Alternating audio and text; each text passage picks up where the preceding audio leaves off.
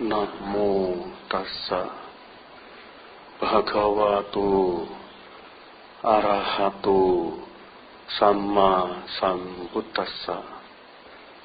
Namo tassa bhagavato arahato samma sambuddhassa.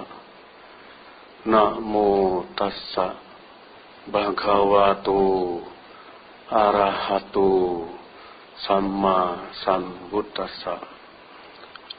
Atahi atanonato nato koi parusia atanahi stantena natang dulapa dokter. Diri sesungguhnya adalah diri sendiri. Siapa lagi yang bisa melindungi? Dengan diri sendiri sesungguhnya seseorang memperoleh perlindungan yang sukar diperoleh.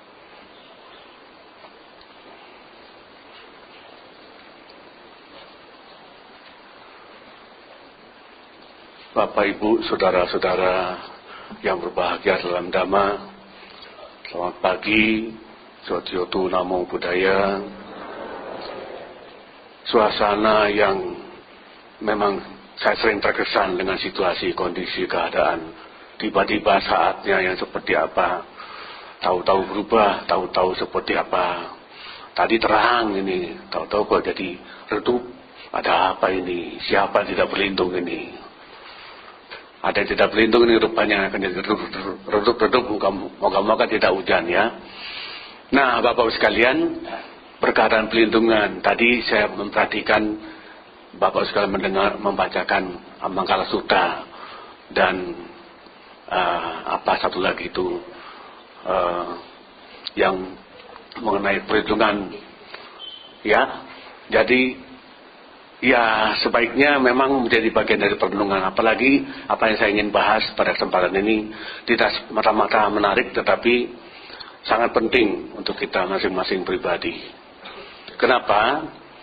Sebab masih ada juga, apalagi yang bukan Buddhis, yang Buddhis pun masih bekerja, berbuat, masih berjuang, bukan berjuang berusaha untuk berbuat sesuatu yang melindungi, yang memberkahi, yang menolong, yang membuat orang lain jadi bahagia, tapi sepihak, secara pasif, terus mencari dan mencari hanya untuk berkah bagi dirinya sendiri. Pergi ke bukit-bukit, pergi ke sungai-sungai, ke pohon-pohon yang keramat dan sebagainya, hanya untuk mencari dan mengejar berkah dan perlindungan bagi dirinya sendiri. Sungguh disayang kalau ternyata hanya itu yang dilakukan dan tidak berbuat apa-apa yang lain. Kalau tadi Bapak sekalian membaca Mangala Sutta, saya pernah ditanya, loh berkah utama kan adalah Mangala Sutta Pati. Nah, isinya sudah direnungkan belum? Sudah dimengerti belum? Maksudnya apa itu? Dapat perlindungan, berkah utama. Nah, sangat disayang kalau kita tidak mencermati, tidak mengamati, tidak memahami, mengerti makna isi dari Mangala Sutta. Tahu-tahu kita merasa dengan baca saja sudah cukup. Bukan. Baca di sarana, dapat perlindungan. Bukan. Justru baca itu kan untuk mengingatkan diri sendiri, pribadi kita. Kita mengulang itu, baca ulang, baca lagi itu untuk supaya kita tidak lupa. Kita harus bagaimana untuk mendapatkan berkat dan perlindungan. Bukan begitu baca saja dengan hanya baca cukup dapat perlindungan, dapat berkah. Bukan demikian. Tidak seperti itu. Tapi tentu dalam prinsip yang berbeda juga bisa ada mirip satu sama dengan itu. Apa yang kita baca itu kita terapkan, kita laksanakan, kita jalankan, kita lakukan, kita praktikkan. Nah, tetapi kita bisa lihat orang-orang mencari berkah dengan cara apa? Sampai berkorban, potong hewan, potong sapi, potong kerbau, potong babi, potong apa segala macam hanya untuk mencari berkah. Tapi apa yang didapat? Betulkah mereka dapat berkah? Kan menjadi pencermatan kita, pengamatan kita. Kalau ternyata ada yang dapat, ada yang memperoleh berkah, tunggu dulu, kita harus mencermati kenapa bisa dapat. Dari mana kok bisa dapat? Loh kok sebaliknya tidak pernah dipikir, yang gagal sekian banyak kok tidak pernah dilihat. Nah jadi logika kita harus main. Berpikir kita bagaimana tentang hal itu. Jangan lalu kita lihat orang sukses dapat berkah pergi ke bukit, ke bawah pohon, kita niru, kita ikut. Tidak usah ke wihara. Loh, bukan begitu. Nah oleh sebab itu saya memberikan gambaran dan saya tulis itu. Saya juga sudah menceramahi hal ini banyak tempat selama SPD sebulan penuh ini. Saudara kalau lihat gambaran setelah kita cermati kasus-kasus sekian banyak orang pergi cari berkah dengan cara berkorban, dengan cara apa? Tidak perlu kerja, tidak perlu berusaha, tidak perlu membuat kamar baik, tidak perlu berbuat baik, tidak perlu nanam kamar baik, tidak perlu bantu orang, hanya ke bukit-bukit, ke sungai-sungai, ke bawah pohon dapat berkah. Setelah kita mencermati itu, lalu kita bergeser. Bagaimana konsep Dhamma, bagaimana pemahaman Dhamma, bagaimana menurut Dhamma, bagaimana ajaran Sang Buddha. Kita mencermati. Lalu bagaimana kita memahaminya? Nah semata-mata tahu. Tadi sudah saya katakan, hanya baca Tisarana, hanya baca Manggala Sutta, lalu dapat berkah. Tidak. Bukan demikian. Tapi kita mesti mencermati. Bagaimana memahami, maksudnya apa ya? Kata-kata itu maknanya apa? Aku berlindung pada Buddha, aku berlindung pada Dhamma, aku berlindung pada Sangha, Dudampi, Tatyampi. Loh, apakah kita mengerti maksudnya itu? Kok kita hanya membaca, hafal? Kita harus mengerti, kita mesti mempelajari, maka kita perlu mendapatkan wejangan, bimbingan, uraian, penjelasan sejelas mungkin seperti pada saat ini. Sering saya katakan, Bapak Pusatan pagi sampai sore, Senin sampai Sabtu, bahkan sampai 7 hari, non-stop bekerja. Tapi lupa dengan acara seperti pagi hari ini, tidak peduli dengan acara seperti pagi hari ini, tidak mau hadir acara seperti pagi hari ini, tidak mau membantu, tidak mau kerja, tidak mau menolong, tidak mau berbuat, tidak mau ikut-ikut juga. Pokoknya saya kerja. Harus ditegaskan, dijelaskan. Maksud pagi sampai sore bekerja itu betul untuk mencari biaya hidup. Betul untuk dapat gaji, dapat hasil supaya kita bisa membiayai hidup kita, bisa berlangsung hidup kita. Betul. Harus itu. Kita harus lakukan sebagai bapak besar, sebagai petani, sebagai pedagang, sebagai buruh, sebagai pegawai swasta atau negeri, berbuat, bekerja demi dapat gaji, dapat hasil. Betul. Itu harus dilakukan. Tidak dilarang. Dan tidak dikatakan, tidak ada gunanya. Berguna. Itu berguna. Harus dilakukan. Harus sibuk pagi sampai sore supaya dapat biaya hidup. Supaya hidupnya bisa terjamin. Hidupnya terjamin, betul. Kalau tidak kerja, bagaimana mau jamin hidupnya? Tapi alangkah sia-sianya. Loh, kok Bante mengatakan gitu? Alangkah sia-sianya kalau tidak ada mau menyisihkan waktu seperti pagi hari ini. Untuk apa Bante? Nah, di sini bedanya dengan orang yang beraktivitas pagi sampai sore, bahkan 24 jam, non-stop, tanpa pernah menyisihkan waktu untuk kepentingan. Bagaimana hidup ini bisa bermanfaat? Bagaimana memahami hidup sesungguhnya, bagaimana saya beraktivitas sesungguhnya. Apa saya cukup hanya sibuk cari nafkah, cari materi pagi sampai sore. Lupa dengan kegiatan seperti pagi hari ini, itu yang membuat orang itu jadi sia-sia sesungguhnya hidupnya. Hidupnya nggak berguna sesungguhnya. Tidak ada manfaatnya hidupnya. Jadi cari nafkah pagi sampai sore dapat banyak itu sesungguhnya rugi. Loh, kok Bante mengatakan gitu? Iya. Sebab kapan belajarnya? Kalau tidak pernah hadir acara seperti pagi ini, tidak pernah hadiri acara pagi ini, pagi sampai sore sibuk terus kan, tidak pernah ngerti. Gimana hidup saya bermanfaat? Bagaimana hidup saya bisa membawa manfaat? Tidak tahu. Sebab perbandingan kita mesti mengerti di antara keduanya. Apa yang terjadi pagi sampai sore dan apa yang kita alami meskipun hanya berapa saat sekarang ini. Coba, meskipun rame-rame, berkelompok, bekerja, banyak-banyak orang, pagi sampai sore, gotong royong, bekerja sampai capek, sampai lelah, sampai nggak makan juga. Semua itu egois. Pagi sampai sore itu rame seperti apapun, tetap kepentingan pribadi yang jalan di sana. Loh, seperti apa? Kan dapat gaji, mau bekerja, mau nolak, mau berbuat karena ingin dapat gaji. Imbalannya harus ada, maka mau bekerja. Maka saya katakan egois. Namun, kalau secara dhamma, kalau bisa kita dibalik. Jangan egoisitasnya yang ditunjukkan untuk kerja. Ini pentingnya seperti pagi hari ini. Kita akan mengerti ke arah sana. Kita akan dapat memahami saat ke sana kalau kita hadiri seperti pagi hari ini. Akan dapat penjelasan. Bapak Ibu sekalian, pagi sampai sore jangan terlalu egois ya. Kalau bisa dibalik. Maka orang-orang yang bertahan kerja, orang-orang yang berani kerja, itu karena dibalik cara kerjanya. Bukan egonya ditunjukkan, saya dapat gaji. Bukan kepentingan pribadinya dapat gaji, dapat hasil, ya ditunjukkan. Tapi dibalik.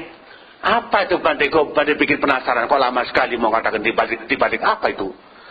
Dibalik, yang benar cara dhamma adalah kita berbuat dengan penuh tanggung jawab. Kita berbuat sendiri untuk sukses kerja di bawah bimbingan bos, di bawah bimbingan atasan dan sebagainya. Kita kerja penuh tanggung jawab dengan seberapa mungkin berhasil dengan baik.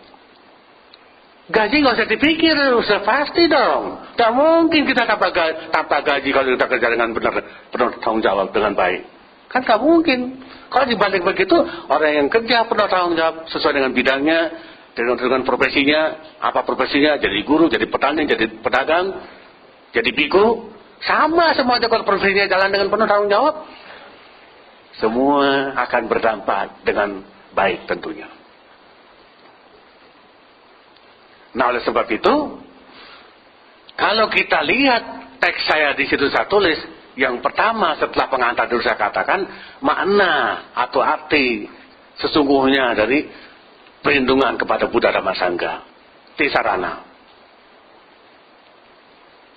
Itu banyak yang salah mengerti juga makna katanya itu.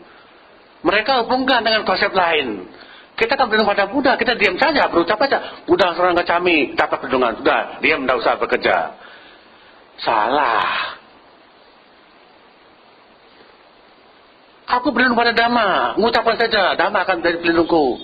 Nah, sejati seperti itu dikatakan dalam Satya Kridagata. Bukan demikian. Tapi, Tisarana itu berlindung pada Buddha, Dhamma, Sangha, 3 sekaligus itu satu paket. 3 in 1. Nggak bisa dipecah-pecah. Sendiri saja, masing-masing. Nggak bisa. Loh, kok Bante katakan begitu? Nah, ini perlu penjelasan. Kalau tidak dapat penjelasan, kita akan salah mengerti sendiri. Berdasarkan pemahaman sendiri bisa keliru. Begini, 3 in 1 yang dimaksud, pernah tidak kita berpikir, Buddha kan sudah tidak ada, hanya Dhamma saja sekarang. Kita tidak usah berlindung pada Buddha. Buddha udah nggak ada, udah pada Dhamma saja kita berlindung. Mungkin pernah berpikir itu? Nggak bisa. Dhamma kita temukan sekarang, kita mendapatkan Dhamma sekarang tanpa Buddha mencapai peranan sempurna, kita tidak akan pernah tahu. Kalau sang Buddha tidak mencapai peranan sempurna, kalau Buddha tidak membabarkan dan mengajarkan dan tidak menjadi kitab suci sekarang, kita tidak akan pernah kenal Dhamma.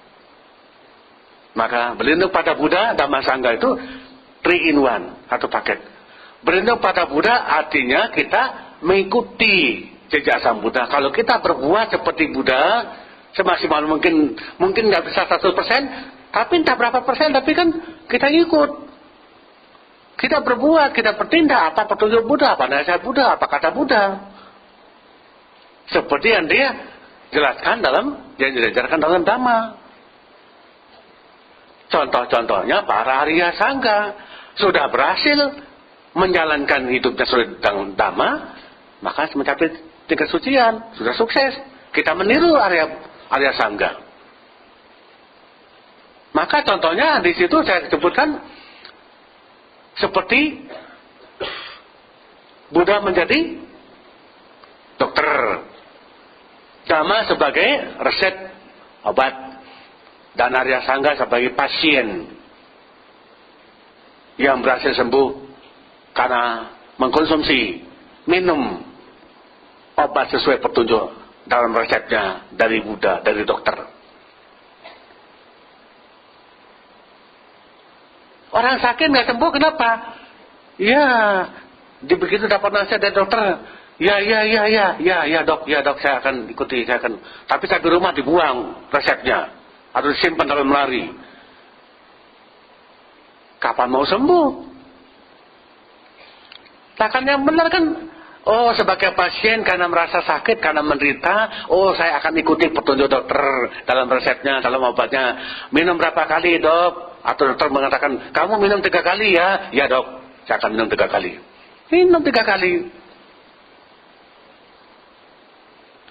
Ya, kalau yang dimaksud orang lupa minum, bukan, enggak masuk itu. Memang itu lupa bisa jadi. Tapi sengaja tidak minum, buang atau taruh di lemari, enggak usah minum, itu kan keliru. Enggak mungkin sembuh kalau begitu. Terus enggak percaya pada Arya Sangga, mana para pasien yang sembuh? Mana dia sembuh sendiri kok? Mana bukan dengan dokter? Betul sembuh sendiri, betul. Dia sembuh sendiri karena dia minum obatnya. Tapi kan ikuti petunjuk dokter, sesuai petunjuk dokter. Apa nasihat dokter? Kamu jangan makan ini, ya tidak boleh makan ini. Hati-hati jangan makan ini, tidak boleh. Kamu harus makan ini secukupnya. Dan obatnya jangan lupa, harus makan, minum. Itu petunjuk dokter jelas. Nah, oleh sebab itu begitu kita memahami secara benar apa yang dimaksud petunjuk dokter dalam resepnya, lalu contoh-contohnya siapa yang sudah sembuh. Begitu kita berpikir tentang di sana belum pada Buddha Dhamma Sangga, itu pun hanya salah satu contoh yang saya berikan. Perumpamaan salah satunya, ada banyak perumpamaan, tapi saya ambil satu saja yang jelas. Sebagai dokter, obat dan pasien yang sembuh. Yaitu Buddha sebagai dokter, Dhamma sebagai resep obat, dan Arya Sangga sebagai pasien yang telah sembuh, berhasil sembuh karena minum, mengkonsumsi obat-obatan sesuai dengan petunjuk dokter dalam resepnya itu. Begitu juga kita, kalau kita ingin selamat, kalau kita ingin berbahagia, kalau kita ingin berhasil, kalau kita ingin sukses, siapa yang kita minta petunjuk, bimbingan? Ya orang yang benar, orang yang pemikirannya benar, orang yang punya pandangan benar, orang yang mengerti Dhamma. Pasti kita akan diberi petunjuk, saran, nasihat untuk berbuat sesuatu supaya kita hidup bahagia. Pasti kita akan diberitahu, hati-hati kalau ada orang yang macam-macam begitu, jangan sampai ikut campur, jangan sampai ikut-ikutan. Hati-hati bergaul. Ya, kamu harus dekat-dekat dengan orang-orang yang seperti ini. Orang baik begini, oh dia rajin berbuat baik, dan rajin belajar, dia ngerti segala macam yang benar, yang buruk, diwaspadai. Orang ini tiru, ikuti. Dapat petunjuk, saran seperti demikian. Ikuti. Nah, atau kalau kita lihat contoh lain, misalnya belajar. Seperti zaman sekarang masih masa-masa ini masih ada yang pada ujian. Ya, kampus, SMA, SMP, SD dan sebagainya itu masa-masa ujian. Kalau ada anak yang mau lulus, kan tentu dia berpikir ikuti petunjuk orang tuanya juga, gurunya juga diikuti petunjuknya. Oh, kamu harus belajar, harus rajin belajar, harus tekun belajar. Tapi kalau malas belajar, bagaimana mau lulus? Nggak bisa lulus. Ya. Contoh lain misalnya, lebih jelas lagi. Kalau bapak ibu sekalian mau punya tenaga, sehat, kuat, kalau ingin berbahagia, perutnya kenyang, apakah bapak ibu sekalian suruh orang lain makan? tolong wakili saya makannya, biar saya kenyang, biar saya sehat, kamu yang makan. Bisa nggak begitu? Nggak mungkin, mesti makan sendiri. Kita yang makan, kita yang kenyang, kita yang sehat, kita yang berbahagia. Jadi kalau orang lain suruh kita makan, kita disuruhlah yang laksanakan, yang jalankan. Tentu kita yang mendapatkan, bukan yang nyuruh. Tidak dapat apa-apa yang nyuruh. Meskipun terdapat kebajikan, perbuatan baik. Tapi hasilnya, yang namanya kenyang, tentu kita yang disuruh makan yang kenyang, bukan yang nyuruh. Begitu juga Buddha mengatakan, engkau sendiri harus menempuh jalan ini sampai mencapai tujuan. Tathagata hanya menjadi penunjuk jalan. Sang Buddha hanya menjadi penunjuk jalan. Tidak ikut, tidak menjadi penonton juga. Tidak jadi penonton. Sang Buddha ada tunjuk jalan. Kamu ikut jalan ini sampai sana. Kalau kamu sampai sana nanti, kamu yang berhasil sampai sana, kamu yang sukses sampai tujuan. Tathagata, Buddha hanya mengasih tahu, memberitahu. Ini jalan yang benar, kamu ikuti. Dan Sang Buddha tidak pernah berkata, ikuti aku, kamu masih selamat. Tidak. Tapi Buddha mengatakan, kau harus ikut jalan ini yang kutunjukkan. Ini jalan benar, ikuti. Siapa yang jalani, siapa yang menempuh jalan itu, yang akan sukses, yang akan mencapai tujuan. Bukan Sang Buddha sendiri. Dan bukan tergantung Sang Buddha. Bukan tergantung Sang Buddha. Artinya tergantung Sang Buddha kan bisa saja begini misalnya. Anda dikasih tahu, ikuti jalan ini sampai sana ya, ya Bante, ya Bu, ya, ikuti. Nah, tapi di mana? Apa seperti remote control begitu? Buddha, belok kiri, kanan, ini, sana. Bukan, tidak begitu. Tetap kemana arahnya sendiri akan tergantung. Dia yang selamat karena dia menempuh jalan benar sampai mencapai tujuan. Dia gagal mencapai kebahagiaan, mencapai tujuan karena dia salah langkah, salah jalan, salah cara menempuh jalan. Salah jalan, salah langkah, salah cara menempuh jalan. Jadi meskipun kita punya niat baik, niat benar untuk menjalani, menempuh jalan, tapi kalau cara kita salah, itu sama saja bohong. Niat kita baik nih, mau berdana nih, mau memberi pertolongan, bantuan, niat kita baik. Tapi caranya memberi itu bikin kesel, bikin jengkel. Waduh, gimana berbuat baik kok malah. Nah, misalnya seperti itu. Jadi caranya juga mesti benar. Ya. Nah, bagaimana supaya ini bisa benar? Kembali tergantung pada pemikiran kita, cara berpikir kita, pandangan kita, pendapat kita, pemahaman kita, pengertian kita. Maka perlu sisihkan waktu seperti pagi hari ini. Kalau hanya terus sibuk pagi sampai sore, lupa menyisihkan waktu seperti ini, nggak ada gunanya. Tadi belum saya lanjutkan membandingkan itu, pagi sampai sore sibuk duniawi, tapi berapa saat pun yang untuk seperti saat ini lebih penting. Apa yang kita dapatkan, apa yang kita pahami, apa yang kita mengerti dari kegiatan seperti ini, sampai menjangkau pagi sampai sore aktivitas kita seperti apa sana. Kita akan menjadi lebih hati-hati. Kita akan pasti waspada. Kita akan pasti menyesuaikan diri kita dengan pemahaman kita yang kita peroleh seperti pada saat sekarang. Dan bukan dibalik. Nggak bisa dibalik. Tergantung pagi sampai sore sana, saya bisa di sini. Memang benar di sisi tertentu. Contoh, biaya bisa sampai sini, langkah jalan sampai sini bisa terpenuhi karena aktivitas pagi sampai sore. Itu betul. Jadi saling terkait. Tapi lebih jelasnya, aktivitas yang seperti pagi ini, kita pasti bisa menguasai pemahaman seluruhnya. Yang aktivitas kita pagi sampai sore itu, bagaimana baiknya, bagaimana langkah baiknya, bagaimana yang terbaik, bagaimana cara kita, sehingga kita sukses beraktivitas. Nah, jadi bagaimana mengelola aktivitas pagi sampai sore itu, kita pun bisa peroleh, dapatkan dari kegiatan seperti pagi ini. bagaimana caranya bisnis, bagaimana cara mengelola ekonomi, bagaimana cara berinteraksi dengan orang lain, bawahan, atasan dan sebagainya.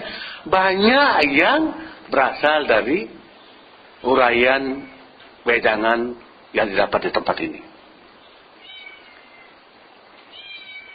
Meskipun mungkin berapa persen, tapi itu patokan, pedoman atau apa istilahnya itu konsep dasarnya.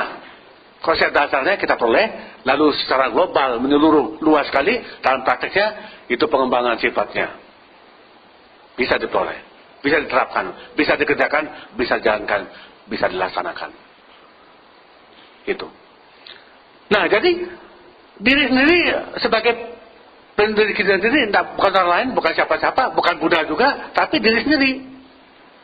Nah, oleh sebab itu kalau dihubungkan maksud kata diri sendiri, jadi diri kita sendiri, bukan orang lain, dihubungkan dengan pisah seperti itu amat jelas, sangat jelas.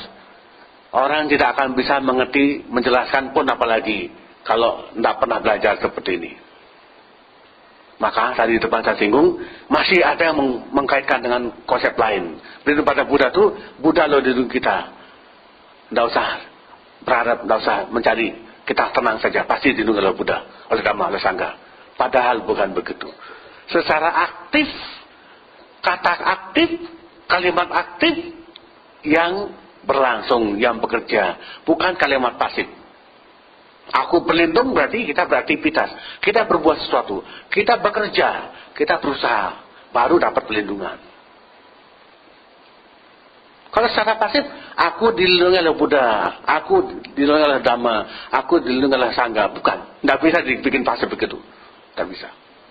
Tapi aku berlindung pada Buddha, aku berlindung pada Dhamma, aku berlindung pada Sangha. Kita sendiri yang beraktivitas, kita sendiri yang berbuat, kita yang berjuang, berusaha. Maka diri sendiri adalah lindung diri sendiri, memang benar. Jadi terkait. Kalau orang tidak ngerti, tidak bisa mengkaitkan, menghubungkan itu dua berbeda itu. Lebih-lebih dihubungkan dengan Buddha pernah berkata, engkau sendiri yang harus menempuh jalan sampai mencapai tujuan. Kata-katanya hanya menjadi penunjuk jalan. Hanya penunjuk jalan. Bukan penuntun. Bukan ngawasi terus. Jadi tetap siapa yang berbuat, siapa yang menempuh jalan, siapa yang bergerak, siapa yang berjalan, yang akan mencapai tujuan. Nah, oleh sebab itu, bagaimana cara kita berbuat memang perlu belajar, perlu mendengar, perlu diskusi juga, tanya jawab, bisa memperhatikan bagaimana pemahaman orang lain, bagaimana pemahaman sekeliling kita, bagaimana kita harus bisa memahami secara benar itu perlu belajar dari orang lain. Nah, lebih-lebih kalau kita berpikir sendiri pribadi, kadang-kadang ada yang berpikir pribadi, punya pendapat pribadi benar. Ada apa dia? Ada. Tapi justru cara melihatnya begini, justru pendapat pribadi benar, yang pernah belajar banyak tentu akan punya pemahaman benar, jelas. Yang pernah belajar akan dapat pemahaman benar karena pernah belajar, jelas. Tapi ada orang yang kelihatannya tidak terlalu banyak belajar tapi sudah berpendapat benar, sudah punya pikiran benar. Loh, kok bisa dari mana? Itu pendapat Bante, itu pendapat si A, pendapat sendiri pribadi. Ya, tapi nah ini berdasarkan pemahaman Dhamma yang sesuai yang benar, tentu siapa yang punya pemahaman benar berarti dia mempunyai pemahaman dekat dengan Dhamma, sesuai dengan Dhamma, pemahamannya sesuai dengan Dhamma.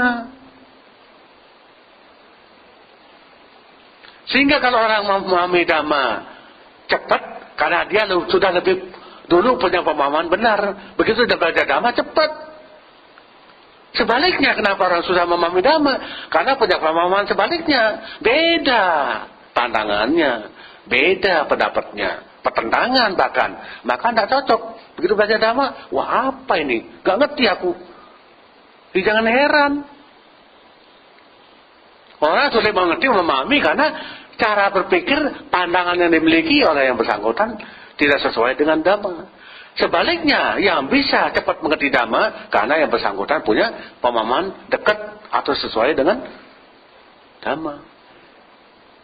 Sehingga kalau orang berpendapat berbeda, iya, siapa pendapatnya yang lebih dekat dengan Dhamma? Dan siapa pendapatnya bertentangan dengan Dhamma? Seperti itu nanti. Dan nyata seperti itu memang. Nah, lalu hubungan kemana lagi, Bante? Bisa jelaskan. Orang yang pemahaman Dhammanya pribadi dekat dengan Dhamma, sesuai dengan Dhamma, berarti yang bersangkutan mungkin sejak kehidupan lampau sudah Buddhis, sudah banyak belajar Dhamma. Sekarang memahaminya masih mantap, masih kuat, terus berkembang pemahamannya, karena terus belajar lagi. Sebaliknya, yang tidak mengerti Dhamma, sudah belajar Dhamma pun nggak bisa paham, nggak bisa ngerti. Kebalikannya, berarti kehidupan lampau dia orang bodoh, orang nggak ngerti Dhamma, nggak pernah nyentuh Dhamma, asing dengan Dhamma, baru ketemu sekarang jadi wah susah sekali. Bahkan kalau bodohnya, maaf saya sebut itu kata-kata bodohnya tidak tanggung-tanggung, ketahuan berarti kehidupan lampau dia mungkin binatang. Kenapa lahir dari manusia? Sekarang ada karma baiknya tentunya, karena dulu jadi binatang yang baik, seperti anjing misalnya. Terutama anjing yang zaman sekarang, anjing yang spesial gitu. Nah, nanti akan datang bisa dari manusia, atau kehidupan lampau orang itu binatang tersebut atau anjing tersebut adalah manusia. Sekarang lahir jadi anjing. Kalau sekarang baik, nanti akan bisa lahir jadi manusia lagi. Itu. Tetapi ya beda, tentu beda, sangat berbeda manusia dengan binatang. Tapi memang disayang kalau ternyata binatang dapat perlakuan lebih dari manusia itu, karma baiknya luar biasa. Karena berarti kehidupan lampau dia mungkin manusia, sekarang jadi binatang. Nah, kembali kepada perlindungan Bapak-Bapak sekalian. Jadi kalau kita semua berbuat sesuatu, kita berjuang, kerja keras, mencoba memahami bagaimana kita berbuat sesuatu yang sesuai yang benar, berhati-hati terhadap yang sebaliknya, yang buruk, yang salah, yang keliru, pasti kita akan mendapatkan perlindungan. Apalagi hubungan dengan penjalan praktek sila, kita tidak membunuh, tidak mencuri, tidak berbohong, tidak berzina, tidak perempuan, kan tidak ada dampak buruk pada orang lain. Tentu kita ini selamat, tidak ada yang ganggu karena tidak ganggu orang lain. Karena kita menyelamatkan, melindungi makhluk lain, barang lain, milik orang, nggak ganggu orang lain, kan kita jadi selamat, nggak ada yang ganggu kita, kan begitu. Loh, tapi kalau kita ganggu, senang ganggu, ya, usil atau apa namanya itu, senangnya ganggu. Loh, makanya dia pun jadi riskan hidupnya menjadi berisiko, hidupnya menjadi susah, sulit, pelik, kan begitu. Nah, jadi perlindungan, kebahagiaan, segala macam bentuk yang membahagiakan diri kita itu, berkah yang seperti apa kita dapatkan dari mana? Tidak lain adalah karena kerja keras kita, usaha dan perjuangan kita sendiri, bukan dari mana-mana. Kita tidak mungkin dapat perlindungan, tidak mungkin dapat berkah, tidak mungkin dapat sesuatu yang menguntungkan, yang membahagiakan diri kita sendiri, tanpa pernah berbuat sesuatu yang mengkondisikan itu bisa kita terima. Yang pasti, karena kita berjuang, kerja keras, capek-capek sekalipun, tapi kita mendapatkan hasil kerja keras. Karena kita bekerja keras, kita berjuang, maka dapat hasil. Kita menjadi aman, menjadi nyaman, menjadi baik, menjadi bahagia, senang, banyak teman, banyak kerabat, banyak sahabat. Karena kita berbuat sesuatu yang memang menciptakan kondisi demikian. Ya. Nah, jadi kalau kita memang ingin selamat, ya kita kan mengkondisikan, kita harus berbuat sesuatu, selamatkan orang lain, lindungi orang lain, jaga orang lain, kasih berkah pada orang lain, bantu sesuatu pada orang lain, berikan pertolongan pada orang lain, ya, berikan sesuatu yang dibutuhkan. Kalau kita punya, berikan, jaga mereka, lindungi mereka. Lah, tentu hasilnya kan kita akan sebaliknya akan menjadi aman, nyaman, terlindungi, bahaya dari manapun kita jadi terhindari. Jauh dari bahaya yang membuat hidup menjadi mendapatkan malapetaka itu akan jauh. Tidak akan kita dekat dengan bahaya. Karena kita selalu jaga dan lindungi orang lain. Menanam karma baik kepada orang lain, kita petik. Gitu. Ya. Nah, oleh sebab itu bagaimana caranya supaya kita berhasil mendapatkan berkah, mendapatkan perlindungan?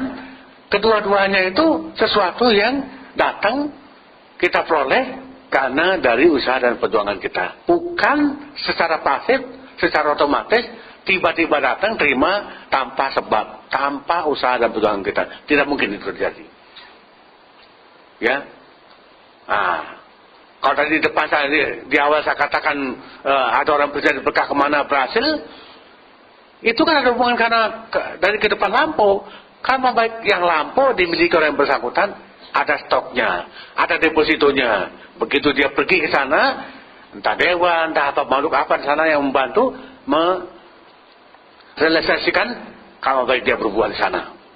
Sebaliknya yang gagal, ya tentu saja gagal berarti yang bersangkutan sama sekali tidak pernah berbuat baik, sama sekali tidak mengerti berbuat baik. Sekarang pun tidak mengerti berbuat baik, maka tidak pernah melakukannya.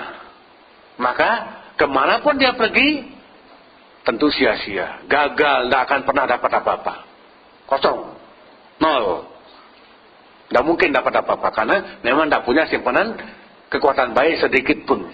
Sekecil pun apapun tidak dimiliki, tidak pernah berbuat baik, tidak pernah menanam karma baik, tidak pernah menolong orang lain, tidak peduli orang lain, maka dia gagal terus. Gitu.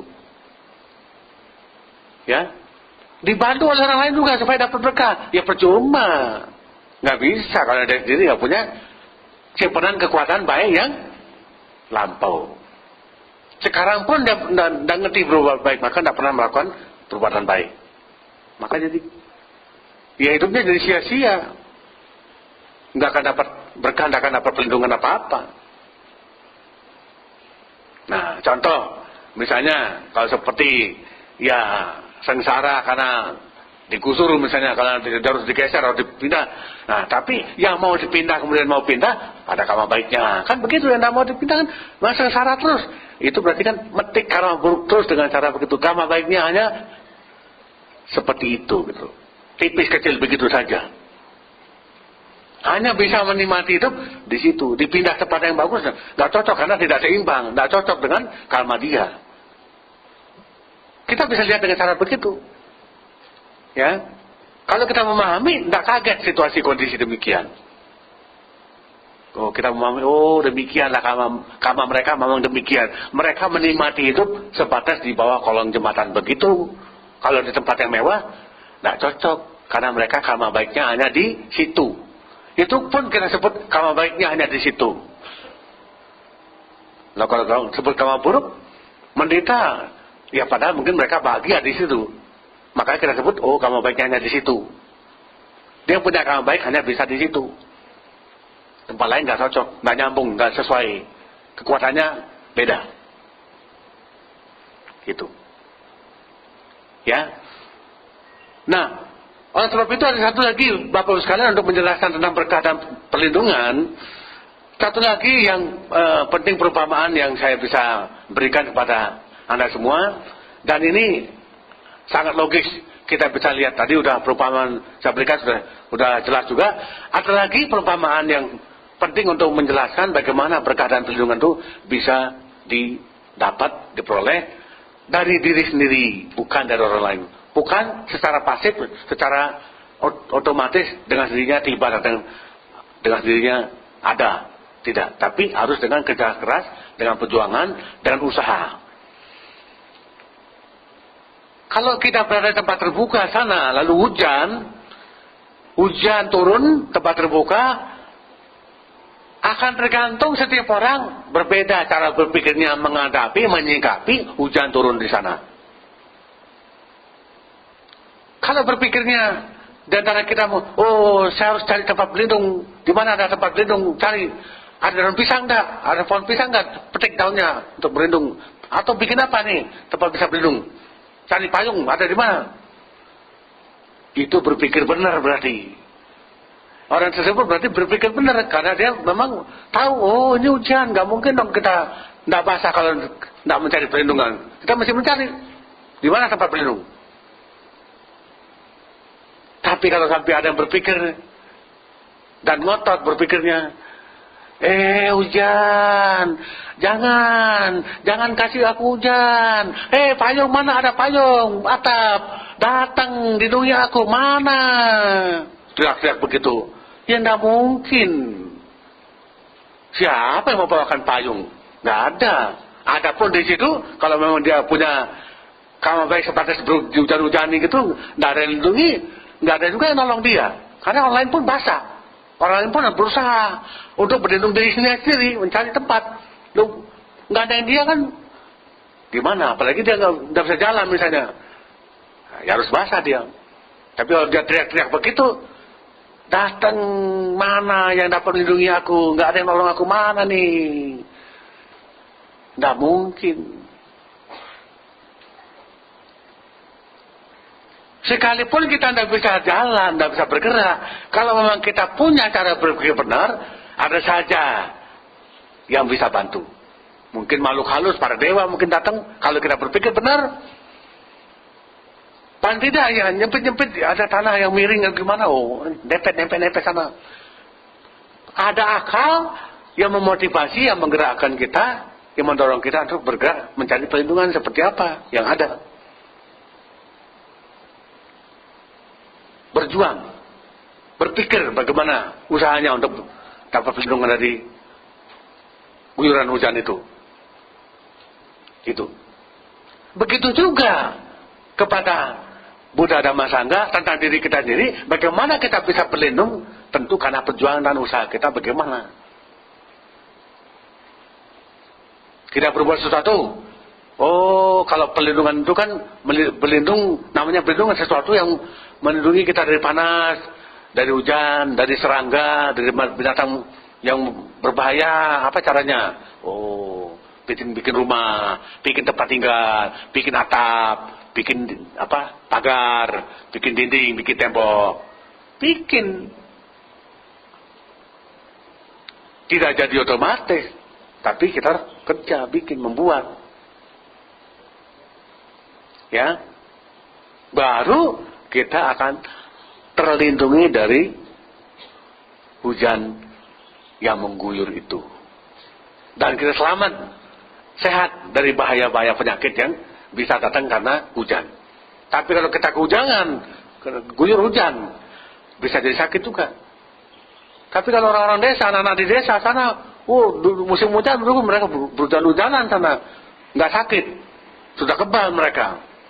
Justru kalau ada hujan mereka harus berhujanan, mandi hujan gitu. Nggak perlu pergi ke mana, ke sumur atau ke kamar mandi sana, tapi ke hujan. Mereka udah biasa. Nah kalau yang mengerti ya selesai mandi hujan, siram lagi dengan air biasa. Tapi banyak kan enggak cukup dengan hujan itu sudah selesai, bersih katanya. Gitu. Ya. Jadi bagaimanapun juga apa yang kita mengerti dari makna kata berlindung mendapatkan berkah, pengertian kita sendirilah yang akan menjadi kunci apa sikap kita, bagaimana kita bersikap, bagaimana kita berbuat, bertindak, tergantung pada pemahaman dan pengertian kita sendiri. Siapapun yang mengajarkan, siapa yang memberi petunjuk, siapapun yang memberi nasihat, tetap diri kita sendiri yang memahami sampai di mana tentang hal penjelasan dan sebagainya itu yang akan menjadi kunci bagaimana sikap kita, tindakan kita. Seperti apa perlindungan yang kita dapat akan tergantung pada sikap dan tingkah laku serta kita memahami sampai di mana kita memahami. Jadi kunci dasarnya adalah pemahaman, makanya perlu belajar seperti ini. Aktivitas pagi sampai sore jangan dilupakan, tapi aktivitas seberapa menit pun di sini lebih jangan sampai diabaikan. Penting untuk hidup kita bisa dapat perlindungan dari berbagai macam bahaya, kekurangan, dan sebagainya. Kita akan dapat berkah, akan dapat petunjuk, bimbingan, kita laksanakan, kita kerjakan, dapat kebahagiaan, tergantung pada diri kita sendiri, sampai di mana kita bisa memahami dan mengerti, melakukan tindakan dan sebagainya. Jadi, guru siapapun yang memberikan pelajaran kepada kita, guru tersebut, termasuk Buddha sekalipun, syukur sekali kita dapat bimbingan, petunjuk. Berterima kasih dengan cara belajar memahami, mengikuti petunjuk yang diberikan dan laksanakan, tentu kita akan selamat. Akan dapat perlindungan, akan dapat berkah yang tak terduga, bahkan muncul jadi bagian dari hidup kita. Saya katakan bagian dari hidup kita, itu yang perlu saya tambah sedikit. Bagian dari hidup kita, saya lupa di depan tadi, berkah itu seperti ada dalam apa itu ya, pemahaman Tionghoa itu, konsep Tionghoa, kakinya berkah itu bukan di depan, lalu kita kejar dari belakang. Kemana larinya? Kejar. Tidak. Dia kakinya di belakang, ikut kita. Ikut kita dari belakang pun nempel. Bukan jauh, dia nggak jauh. Maka coba hubungkan dengan konsep maga dan pala. Maga dan pala. Maga langsung pala. Nempel. Tidak jauh, tidak berjarak. Begitu kita nempuh maga, nempuh jalan, pala hasil pun ikut kita, bersama dengan kita. Berkah perlindungan juga seperti itu. Tidak jauh dari kita kalau kita berusaha, kalau kita kerja, kalau kita berbuat. Dan jangan cari, kalau mengejar seperti orang mencari ke gunung-gunung, ke bukit, bukan. Bukan. Dia akan ikut kita kalau kita berbuat seperti apa, melangkahkan kaki kemana arahnya. Dan gandeng dengan kita, bukan jauh di belakang, tapi nempel dengan kita. Itu juga penting untuk kita melengkapi pemahaman kita. Yang membuat kita terlindungi, yang membuat kita dapat berkah, bukan orang lain. Diri kita sendiri. Guru yang memberi petunjuk pun sebatas memberikan petunjuk. Kita yang harus melakukan, yang harus menjalani, yang harus mempraktikkan, yang harus melaksanakan. Kita pula yang akan dapat hasil, bukan orang lain. Ya, seperti itu. Saya kira demikian yang perlu saya sampaikan. Kalau perlu saya hubungkan sedikit dengan titipan jasa, boleh juga.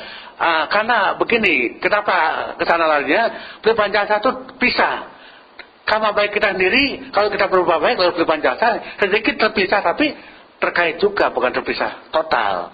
Begini, kita nanam karma baik, lalu titipan jasa, nanti berubah baik itu tetap diri kita yang punya, yang memetik buahnya. Yang dapat titipan jasa pun tidak kebagian sebetulnya. Tapi kenapa bisa? Ini yang perlu saya jelaskan, kenapa saya tambahkan sedikit lagi. Jadi kita yang berbuat baiklah yang dapat hasil. Kalau mau titipan jasa, kita sendiri lebih dulu yang bahagia. Kita lebih dulu nanam karma baik yang bahagia. Baru mereka belakangan akan ikut merasakan, karena kita adalah keluarganya, karena kita adalah sahabatnya. Bahagianya kita bisa dirasakan oleh mereka karena ada hubungan karma baik, kontak batin terjadi. Coba kalau dari jauh bagi jasa seperti orang merantau, sukses tempat merantau, kirim kabar ke tempat keluarga di tengah kampung halaman, SMS, BBM, WhatsApp atau apa namanya, kirim kabar sana, sukses tempat merantau. Kebagian apa mereka? Tidak kebagian apa-apa, tapi hanya kabar, hanya berita. Tapi kenapa ikut bahagia? Karena cantol kontak batin terjadi. Karma baik mereka sendiri yang membuat mereka bahagia, tapi terkondisi, terpancing oleh kebahagiaan yang kita miliki, yang kita rasakan. Begitu mereka tahu, ikut bahagia. Bukan seperti bagi materi. Karma baikku 100% untuk mereka, nggak bisa. 50% untuk mereka, nggak bisa. Tetap menurut diri kita sendiri yang punya, yang memiliki karma baik. Tapi titipan jasa itu seperti itu. Bukan membagi karma baik, bukan. Bukan karma baik yang terbagi. Justru titipan jasa itu ikut dirasakan oleh mereka karena kontak batin dengan kita. Mereka punya karma baik sendiri. Maka kalau mereka tidak punya simpanan dengan karma baik, titipan jasa gimana pun yang kita lakukan, mereka tidak bisa ikut bahagia. Ya, itu mungkin tambahannya supaya jangan sampai salah mengerti tentang titipan jasa. Jangan sampai nanti dimengerti sebagai bagi karma baik. Bukan. Bukan. Tidak bisa bagi kamu baik. Tetap diri sendiri yang punya kamu baik. Yang berbuatlah yang punya kamu baik. Kalau yang tidak berbuat, tidak akan punya. Mereka punya kamu baik simpan sendiri. Kondisi kita pancing dengan kamu baik kita. Baru bangkit kamu baiknya, maka bahagia. Meninggalkan alam pendidikan, bahagia, lahir dalam bahagia lagi. Seperti itu.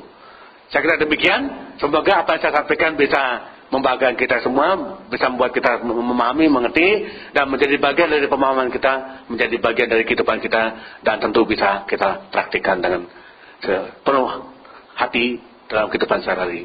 Semoga semua makhluk berbahagia, sabi sata bawantu sukitata. Sadu, sadu, sadu.